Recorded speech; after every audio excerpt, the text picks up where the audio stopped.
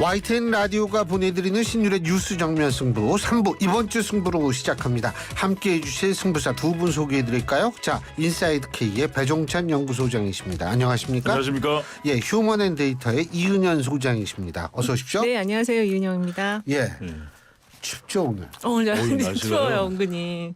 아니 좀 아까 제가 흡연차 잠깐 나갔었는데 네. 어휴 엄청 춥더라고요. 네, 바람이 왜 이렇게 불어요? 바람이 불어서 그래요. 아유 우리 지금 저 아직 퇴근 준비하시는 분들 옷 단단히 좀 입으셔야 그러니까요. 될 것 같습니다. 이게 정말 아직 저기 햇빛이 있으니까 많은 맞아요. 분들이 뭐 괜찮겠지 봄날이겠지 덥겠지 하고 반팔 입고 나왔다가 장난 네, 아니에요. 오돌오돌 떠는 분들이 계시거든요. 네.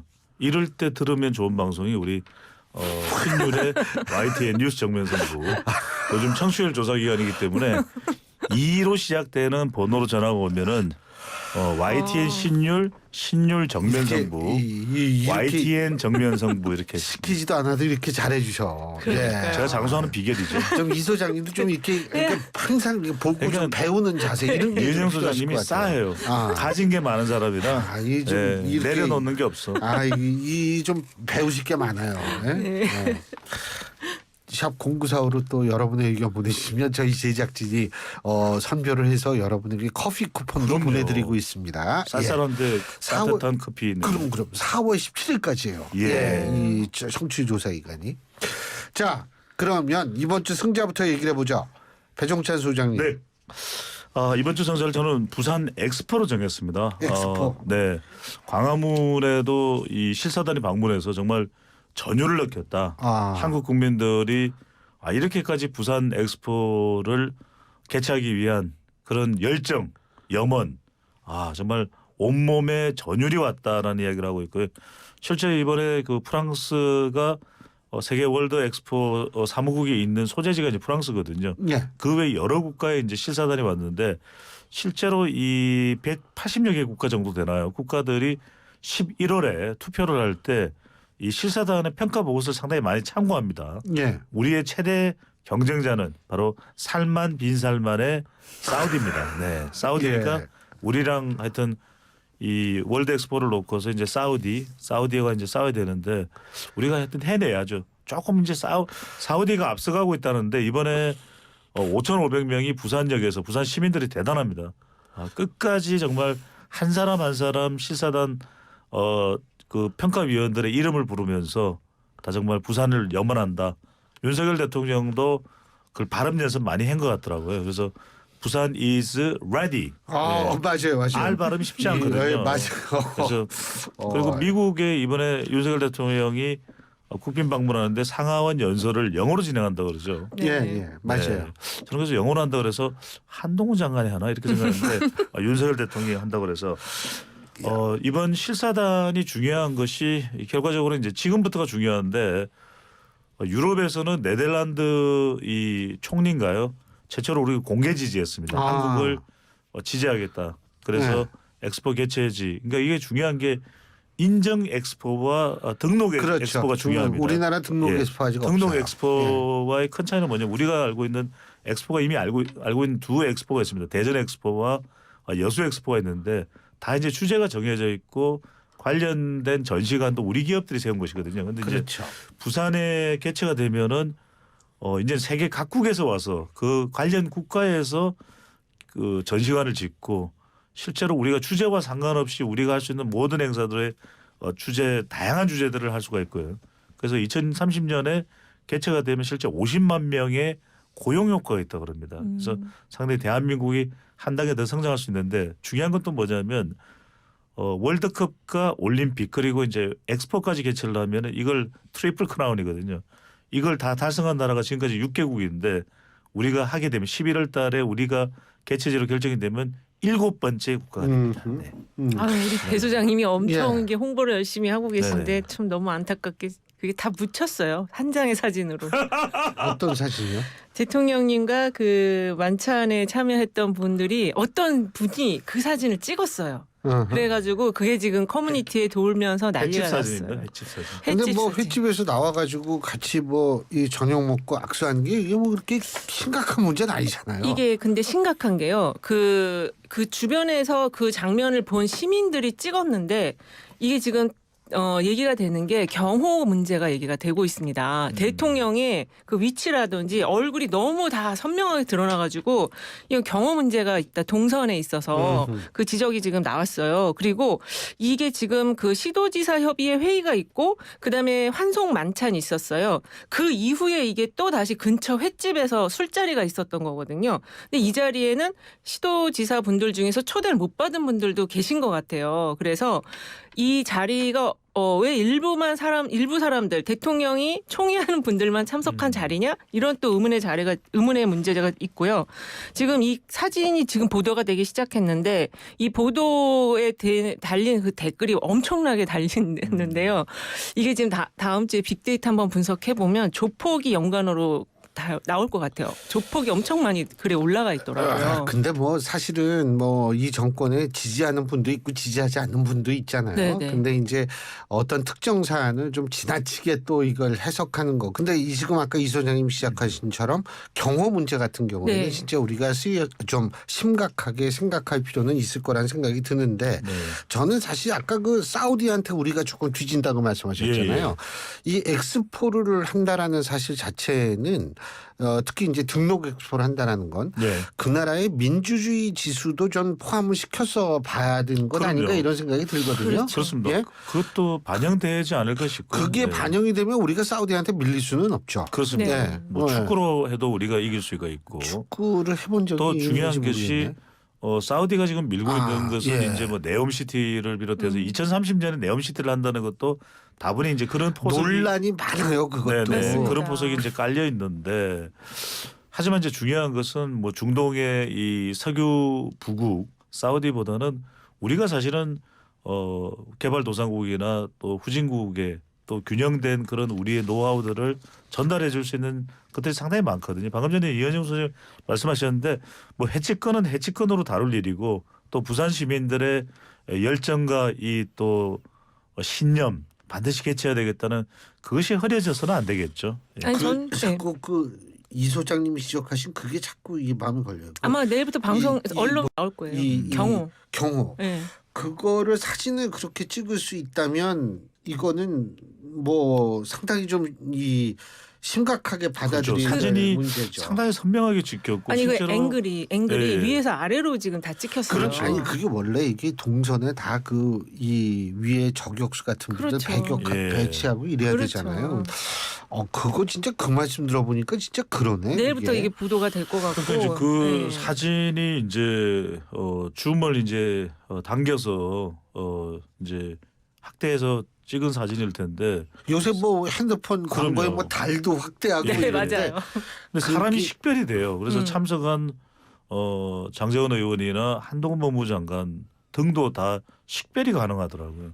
다른 인물들도 있는데 아직까지 뭐 이름이 뭐 공개되지 않은 상태라서 제가 뭐 그렇죠. 이야기하기가 한데. 예. 근데 어쨌든 그 부분은 진짜 우리가 한번 심각하게 이건 논의가 돼야 될 네. 부분인데 근데 대통령지로 올랐 근데 이게 저도 이 올랐다는 얘기하기도 좀 민망한 게 1% 포인트 네. 올리고 지난 아까 그 리얼미터 여론조사는 제가 앞서 2부에서 여러분한테 말씀을 드렸기 1부에서 말씀을 드렸기 네. 때문에 반복해서 개요를 말씀드리지 않겠습니다만 그때 0.7% 포인트가 올랐죠. 그렇죠.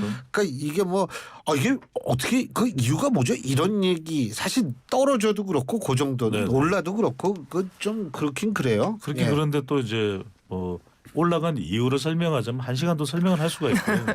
아니 그 여론조사 전문가로서 참 전 난감하실 것 같아요. 0.7% 포인트 올랐는데 야 이 이유가 뭡니까? 예전에는 난감했는데 예. 이제 또 습관이 돼가지고 많은 분들이 예. 격려와 성원을 해주셔서 끝내는 해냅니다. 아. 방금 전에 반등이라고 말씀- 또 얘기를 해야 되니까. 근데 방금- 중요한 거는 부정평가가 지금 1% 60%를 올랐죠. 그것도. 그것도 올랐고 다른 조사들 보면 지금 다 올랐어요. 부정평가가. 그래서 60을 넘어갔습니다. 그래서 이 부분이 중요한 거죠. 이현정 선생님 말씀하신 대로 지금 윤석열 대통령 지지율은 상당히 위태롭습니다. 뭐 1% 올랐다 말았다의 평가가 아니라 좀 더 근본적으로 이제 지지율 반등을 모색해야 되겠죠. 그런 또 노력도 해야 되고 지지율이라는 게 아무렇지도 않고 그냥 내버려둬도 되는 건 아니거든요. 왜냐하면 국정 동력이나 그렇죠. 또 국민들의 또 시각도 영향을 주니까. 심리적인 영향도 무시할 수 없는 거죠. 어떤 사람들은 대통령 지지율이 너무 낮으면 이게 또 여러 가지로 정치적으로 소란스럽고 시끄러운 것 자체가 스트레스가 될 수 있는 것이고요. 예. 방금 전에 이 결과도 이제 개요를 소개해드려야 되니까 한국갤럽이 자체적으로 개요는 지난 아까 얘기를 했어요. 했습니까? 네, 네. 알겠습니다. 네. 다행이다. 이런 감사합니다. 생각 들죠. 감사합니다. 네. 어쨌든 지금 배 소장님이 예. 승자로 지금 부산 엑스포 2030 이 소장님은. 예, 꼽으셨는데 예. 저는 지금 그 재보궐 선거가 끝났잖아요. 예. 천창수 교육감 후보하고 최덕종 민주당 후보가 아니라 이제 당선인이죠. 당선인이 당선자. 아니라 재보궐 선거는 곧바로 취임을 합니다. 아, 그렇습니까? 그러니까 이제 예. 교육감이죠. 후보 예. 가 아니고 교육감. 교육감. 예, 그리고 최덕종 의원님 예. 이렇게 두 분을 승자로 꼽았는데요.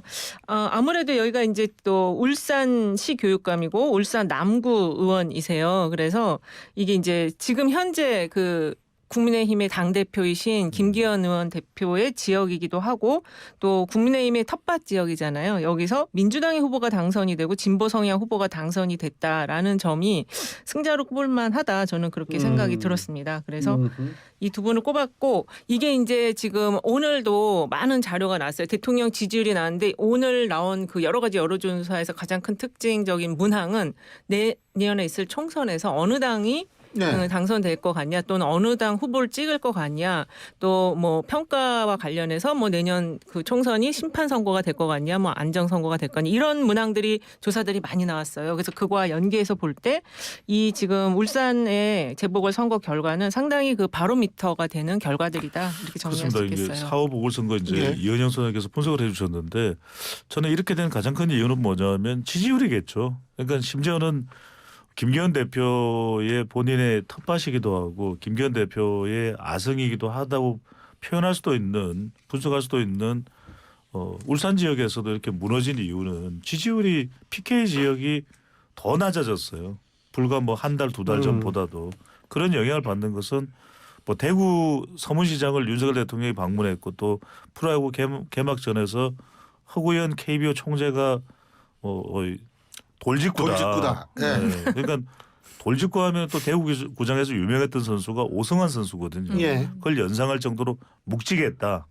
뭐 충안구 야구 명문의 충안구 출신이고 뭐 그런 대통령의 전력도 있겠지만은 또 한편으로는 그 장면을 보는 또 국민들은 유권자들은 사실 대구 지지율 올라가는 것도 중요하지만 PK 지지율을 더 근본적으로 유권자 수는 훨씬 더 많거든요. 예. 그게 더 중요한데 PK 지역의 지지율이 상당히 지금 주춤하고 있는 상황들. 그건 지금 왜일까? 대통령 지지율 한국갤럽 이번 예. 주 오늘 발표한 조사 보면 PK 지역에서는 잘하고 있다 40, 잘못하고 있고 53이에요. 그렇습니다. 그렇죠. 그러니까 그 지점을 지금 지적을 하려고 했는데요. 지금 예. 다른 조사들도 부울경 지역에서 대통령 긍정평가보다 부정평가가 높아요. 그래서 이 지역이 상당히 지금 흔들리고 있다.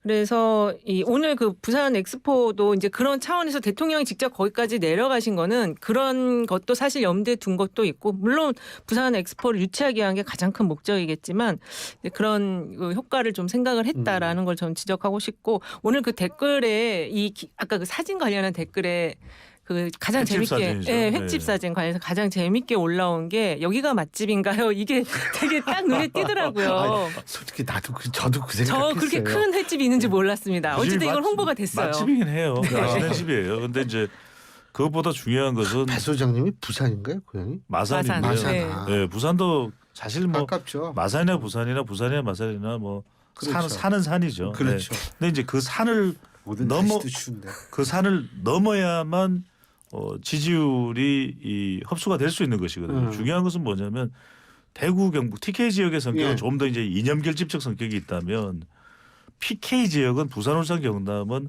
훨씬 더 이해 결집적입니다. 어떻게 지역에 좀 더 경제적인 이익이 가져올 수 있느냐 이게 중요한 예. 거죠. 예. 알겠습니다. 자, 그러면 패자는 4부에서 또 말씀해 주시고요. 이 승자는 여기까지만 얘기하죠, 지금. YTN 라디오가 보내드리는 신율의 뉴스 정면 승부 4부 시작합니다. 3부에 이어서 좀 얘기를 하는데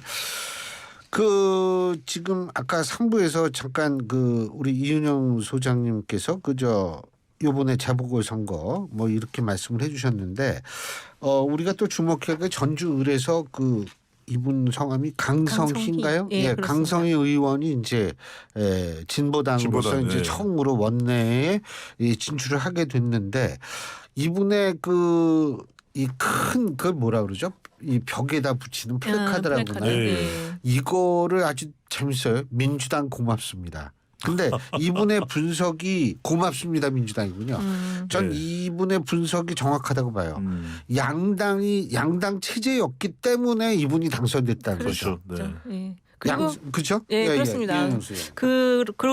그 양당에 좀 다 비호감을 느낀 분들이 또 이 진보당의 후보를 찍었을 수도 있는데 사실 또 후보가 안 나왔잖아요. 그렇죠. 정의당이 안 나왔죠. 예, 민주당도 안 나오고, 예, 둘 쪽 다 안 예. 나왔는데 또 그 반면에 이 강성희 후보와 이 진보당의 그 당원들이 엄청 또 열심히 정성껏 또 선거운동을 했대요. 그래서 지역민들이 보시기에는 저 정도로 노력하고 정성을 보이면 안 찍어줄 수 없다 이런 얘기도 나왔다고 하고요. 그리고 이 지금 그 진보당의 강성희 후보 당선도 사실 굉장히 좀 중요하게 봐야 될 대목이지만 안혜욱 후보라고 무소속의 그 여사님을 매일매일 저격하는 그분이 국민의힘 후보보다 더 득표율이 높았다라는 것도 사실 좀 지적을 해야 될 부분이에요. 그래서 지금 여당이 좀 총체적인 난국에 빠져 있다 이렇게 정리할 수 있을 것 같아요. 그 부분도요. 네. 사실은 그 지역이 누구죠? 그 독립장관 했던 그 지역구 국민의힘 지역구 의원이 정운찬 의원. 의원, 네네네. 정운찬 의원 지역구잖아요. 그러니까 정운찬 의원이 또 얼만큼 열심히 정운천 의원이 그렇죠. 얼만큼 열심히 자기 그 지역 조직을 또 열심히 운동을 시켰느냐 이런 부분에 대해서 좀 말들이 나오고는 있는 것 같아요. 근데 어쨌든 뭐 여러 가지 요인이 있어서 이제 그렇게 된 것 같은데 저는 전주 지역구에 대해서 조금 다르게 분석을 합니다. 왜냐하면은 과연 진보당이라서 선택을 했을까 그렇게 보이지는 않고요. 강성희 후보자가 이제 국회의원이 된 결정적인 것은 그냥 사람을 본 것 같아요. 왜냐하면은 당에 대해서는 더 이상 희망이 없고 더불어민주당은 후보조차 내지 못했고 정의당도 마찬가지고 국민의힘도 지역구에서 제대로 역할을 못했고 또 여전히 전북 지역에서 국민의힘이 정당으로서의 존재 가치를 평가받지 못하고 있는 것이고 그래서 저는 강성이라는 사람이 열심히 뛰는 모습을 보고 투표율도 매우 낮았잖아요. 전반적으로. 26점. 그러니까 네. 사실은 유권자의 4명 중에서 뭐 1명 정도 꼴 나가서 투표를 한 셈이나 다름없는 것이거든요. 20%대 맞아요. 투표율이잖아요. 그러니까 전체 유권자 대비로 한 9% 정도 지지율을 받고 국회로 나간 그러니까요. 거죠. 그래서 네, 말씀드리는 거죠. 거죠. 그래서 이건 뭐냐면 정말 처참한 상황이다. 저는 지금 어떻게 새롭고 마음에 드는 상품이 없어서 다른 정당을 선택하지 못하는 거지 기존 정당에 모두 옐로 카드를 보낸 선거구가 저는 지역구가 이번에 전주 선거라고 보거든요. 깊이 반성해야 돼요. 지금 기존 정당들이 모두 다 그렇지 않으면은 저는 아마 내년에 유권자들이 정말 새로운 혁명적인 정당이 탄생되거나 그게 어렵다면 그러긴 참 쉽지가 않죠. 아예 유권자들이 투표를 왜 해? 그 나물에 그 밥 아니냐라는 생각할 가능성이 상당히 높지 않을까 하는 생각이 듭니다. 자 그리고 참 이 두 분이 네가 아주 드문 케이스인데 이 패자를 말씀을 예전에 해주셨는데 예. 두 분 다 조수진 최고위원이에요. 이분 굉장히 기분이 좀 안 좋으실 것 같은데. 아니 두 사람이 공동으로 선택했다면 사실상 승자 아닌가요? 승자죠. 어떤 그런 논리도 성립이 되겠네요. 그러죠, 네. 예. 자, 이 소장님. 네네. 저는 조수진 최고 아무래도 지금 이제 민생 119 위원장이세요. 이분이 최고위원이기도 하지만 근데 최근에 항공기 밥 다 먹기 캠페인 얘기를 하셔가지고 저도 빨리 항공기는 다 먹어야 되겠다. 안 쌀값 드실 것 정책을 같은데. 네. 예? 안 먹어요. 근데 네. 먹어야 되겠다 생각했어요. 쌀값 대책으로 정부 여당에서 낸 아니면 저 사실 라면하고 국수를 제일 좋아하거든요. 네. 지금 반성하고 적극 호응해 드려야 되겠다 생각했습니다. 네. 배소요. 아니 쌀을 많이 애용하셔야죠. 지금 양곡 관리를 하려면.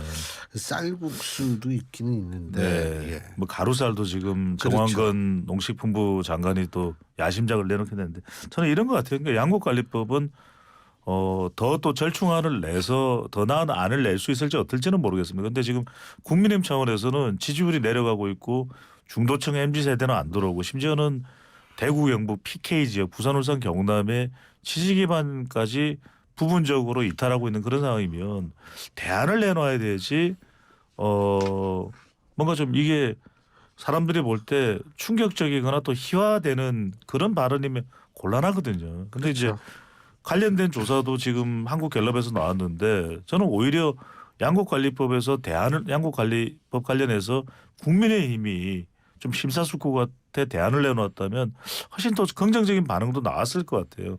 그런데 오히려 지금 김재원 최고위원에 이어서 계속해서 최고위원들이 내놓는 최고 리스크잖아요. 그렇죠. 조수진 최고위원은 직전 전당대회에서는 또 수석 최고위원이었어요. 가장 높은 득표를 올렸는데 예. 또 지금 이게 논란이 되고 있죠. 그러니까 최고위원은 태영호 의원도 전 정치적인 성향에 따라서는 논란이 될 수 있는 그분도 발언인데 좀 논란이 그쵸. 많죠. 그렇죠. 많죠. 그러니까 이제 아니 왜 북한에서 배운 거 가지고 얘기한다? 그럼 딴 것도 믿어야 되는데 또 딴 건 안 믿으시잖아요. 맞아요. 그러니까 이게 색깔론으로 접근을 계속 하는 경우에 국민의힘이 얻을 수 있는 이익은 부분적이거든요. 보수층들은 강성 보수층들은 결집할 수 있겠지만 결국 선거와 또 그렇죠. 지지율을 더 예. 얻어낼 때는 그렇죠. 중도 외연 확장이라고 하는 우리가 맞아요. 뭐 정말 공식처럼 외우고 있는 것인데 그게 가능하지 않기 때문에 그래서 저는 지지율을 오히려 더 끌어올려야 되는 것이 최고위원의 역할이고 역량일 텐데 오히려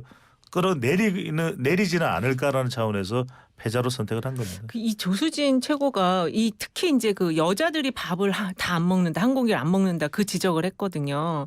근데 저는 이 말이 왜 나왔을까? 근데 막 이렇게 자료를 찾다 보니까 순천에 그 정원박람회 할 때 여사님하고 같이 되게 밀착 수행을 했더라고요. 그래서 두 분이서 얘기하시다가 혹시 그런 건 아닐까? 여자들이 요새 너무 밥을 안 먹어요. 그래서 조수진 최고가 그걸 딱 받아가지고 정책화한 것이 아닌가? 갑자기 그런 생각 많이 들었어요. 근데 김의겸 의원도 민주당 김의겸 의원이 네. 이 실언 이 순서를 또 본인이 매겼더라고요. 조수진 의원이 1등, 김재원 최고위원이 2등, 태영호 의원이 3등. 동의하세요? 이분이 뭘 근거로 이렇게 얘기를 했는지 모르겠지만 저는 이제 뭐 순위는 뭐 동의하기 쉽지는 않지만 이제 김의겸 의원이 이야기하려고 하는 그거죠. 이 최고위원들이잖아요. 최고위원들이 국민의힘 이미지에 타격을 줬다 이렇게 해서 이제 순서를 매긴 것 같은데 뭐 김의겸 의원의 뭐 이 순서에 전적으로 동의하기는 힘들지만 영향을 미친 것만은 또 분명하잖아요. 조수진 의원도 그렇고 김재원 의원도 그렇고 그러니까 최고위원이기 때문에 더 신중할 필요가 있는 거죠. 근데 어쨌든 이게 그래서 일각에서는 당원 100% 투표 이것 때문에 문제가 이렇게 됐다라는 분석을 하는 분들이 있어요. 우리가 허은하 의원하고도 네. 인터뷰할 때도 네. 좀 그런 얘기 비슷하게 말씀하신 것 같고. 꼭 그럴 것 예. 같지는 않아요. 지금 당원들도 이 세 분의 설화를 굉장히 걱정스럽게 지금 지켜보고 있는 것 같고요. 오히려 그 개인 리스크다. 저는 그렇게 보고 있습니다. 저도 그렇게 생각합니다. 왜냐하면 예. 최고위원으로 선출된 김병민 최고위원 같은 경우에는 그래도 이렇게까지 발언을 하고 있지는 않지 않습니까? 방송에도 꽤 많이 출연하는데도 김병민 네. 의원, 김병민 최고위원은 제가 이런 표현을 해서 모르겠지만 참 반듯한 젊은. 예. 그래서 그런 이 실언 나올 가능성은 좀 거의 없다고 보는데. 네. 근데 저는 신율 진행자의 원픽인가요? 뭐 그런 건 아닌데. 근데 저는 사실 자꾸 조수진 의원이 얘기를 하면 옛날에 DJ DOC가 불렀던 DOC와 함께 춤을 예, 거기에서 예. DJ와 밥 잘 함께. 먹어 이거 나오잖아요. 예. 그게 자꾸 생각이 나가지고 머릿속 이 귀 속에 자꾸 맴돌아요. 그러니까 그렇게 희화화되면 정치인이 그렇게 메시지가 희화화되면 상당히 정치하기 힘들죠. 그러니까 저는 그리고 또 하나의 네. 문제가 뭐라고 생각하냐면 취지는 의도는 내가 이해한다 하더라도 지금 21세기고 지금 대한민국이 선진국이 됐는데 여기에다 계몽주의적인 이런 이 캠페인을 한다라는 운동이라는 건 저는 그 시대에 맞지 않다고 그래요. 그렇죠. 밥 한 고기 먹기 운동. 옛날에 학교 다닐 때 혼식 운동 해가지고 우리 도시락도 그렇죠. 선생님한테 맞아요. 다 검사 맞아요. 받고 그랬잖아요. 맞습니다. 뭐 이제 그 생각도 나더라고요. 그러니까 예. 이 그런 문제가 있어요. 그러니까 접근의 문제성이 있다는 것이죠. 밥 이야기라면 적어도 할 수 있는 자격이 저 정도는 가능하죠. 왜냐하면 하루에 뭐 4-5끼를 먹고 쌀을 중요히 여기고 또 쌀 한 톨을 남기지 않거든요. 근데 이쯤 되면은 뭐 CF 쌀 관련 CF가 들어와야 되지 않나요? 아, 그렇죠. 저도 네. 그렇게 생각합니다. 예. 자, 이번 주 승부처 얘기해 보죠. 배종찬 소장님은 민주당 의원의 일본 방문을 꼽으셨네요. 예. 뭐 꼽은 이유는 뭐냐면은 뭐 갈 수 있습니다. 갈 수 있고 또 가서 한국의 다수당이 생각하는 일본의 조치에 대한 이 항의 분명히 할 수는 있습니다만 과연 실질적으로 얻을 수 있는 이득은 뭘까? 그러니까 일본에서 일본 지도부나 일본 국민들이 판단할 때는 이제 그렇게 생각할 수 있겠죠. 대통령은 와서 한일 정상회담을 하면서 새로운 한일 관계 미래 이야기하는데 한국 내부에서는 전혀 관련된 부분들이 협의가 되지 않았고 이제 그런 불통의 내용들이 뭐 국내에서는 좀 갑론을박을 하는 수도 있다고 봅니다. 그런데 이제 이게 일본으로 넘어가면 일본은 그걸 이용을 하겠죠. 오히려 이해를 하기보다는 이용을 하겠죠. 그래서 뭐 상케이 신문이나 요미우리 신문에서는 한국 봐라. 한국은 그냥 뭐 여야 간에 협의도 안 되고 그냥 엉망진창이다. 굳이 그렇게까지 우리가 별로 얻을 게 없는데 국내에서 충분히 얼마든지 예. 일본에 대해서도 항의할 거 또 국회 차원에서 항의할 수 있지 않겠습니까? 그러니까 뭐 할 수는 있지만 얻어낼 수 있는 건 별로 없지 않냐라는 생각이 듭니다. 예. 네, 이 소장님. 저는 천원학식 등 지금 민생 119 특위를 지금 여당에서 만들었거든요. 예. 이게 향후 승부처라고 보는데 왜 승부처냐면 이 여당이 대통령과 여당 지지율 상승하던 때가 작년 말에 있었어요. 3대 개혁할 때 노동, 그다음에 연금, 교육 개혁 할 때 우리 지지율 떨어지더라도 우리가 하겠다라고 했을 때 지지율 상승했었거든요. 근데 그게 다 실패를 하고 이제 지금 정부 여당이 이제 마지막 승부를 걸 수 있는 게 제가 볼 땐 스몰딜 정책으로 지금 승부를 거는 것 같아요. 그래서 이 천원학식이라든지 또 이 양국관리법이라든지 저출산 정책 안에서 이제 스몰딜들 특히 이제 젊은 2030 세대를 겨냥한 그런 정책들 작은 정책들이 나오고 있는데 지금 그거를 이제 하려고 하는데 자꾸 지금 설화가 지금 발생을 하는 거거든요. 그래서 지금 그 양당 모두 지도부가 지금 이제 새롭게 세팅이 됐어요. 교체가 되고 세팅이 됐는데 이 민주당의 경우는 정책위 의장이 김민석 의원이 됐고 지금 이 국민의힘은 박대출 의원이 됐는데 이분들이 앞으로 이제 이런 것들을 펴나갈 것을 지금 보여주는 게 119 민생 119 특위입니다. 그래서 이것에 대해서 여야가 정말 정책 경쟁을 하시고 서로 협치를 해서 이 좀 좋은 정책들 좀 냈으면 좋겠다. 근데요. 네. 지금 이렇게 보니까 이제 그 이재명 대표 더불어민주당 이재명 대표도 광주 내려가서 이 천원 전남대 그렇죠. 학생들하고 이제 아침 먹으면서 네.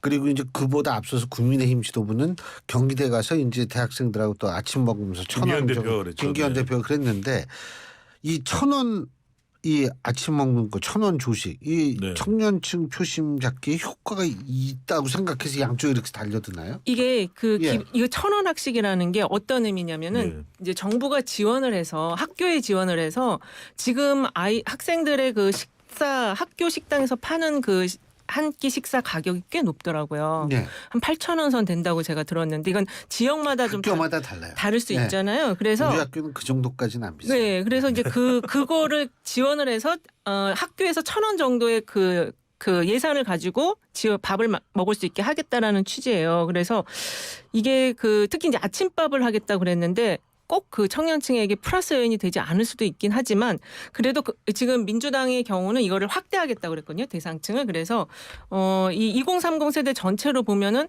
좀 영향이 있을 수 있다. 이렇게 보고 있어요. 근데 한편으로는 저는 너무 하나의 정책이나 이슈를 가지고 정치권이 또 마치 우리 정책으로 더 내세워야 되겠다 이런 호들갑을 좀 안 들었으면 좋겠습니다. 저 더 본질적으로 제가 우리 시간을 통해서도 이야기를 드렸는데 지난달에 3월달에 통신사들이 윤석열 대통령이 또 정부에서 왜 이렇게 통신사들이 맞아요. 중간재 요금이 없냐 하니까 30기가바이트를 무료로. 가입자 전부에게 예. 무료로 줬습니다. 저도 그러면 받았어요.